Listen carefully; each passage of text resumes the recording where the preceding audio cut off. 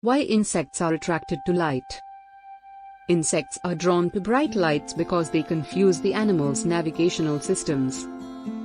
It's a familiar sight, especially in the summertime. Moths and other insects gathered around lights like lamps. Like the tragic tale of Romeo and Juliet, the story of the lamp and moth is one of fatal attraction. Being primarily nocturnal creatures, moths evolved to travel by the glimmer of the moon, by a method called transverse orientation. Why moths are obsessed with lamps? Transverse orientation is sort of like us keeping the North Star in a certain position so we know where we are. In the same way, it's thought the moths keep the light source at a certain position in relation to their body to guide them.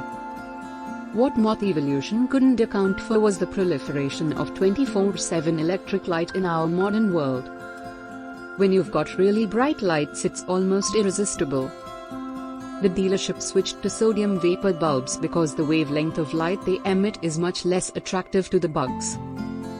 Though there is still research to be done to fully understand moth behavior, scientists do know that lamps have thrown a wrench into the moth's evolutionary programming.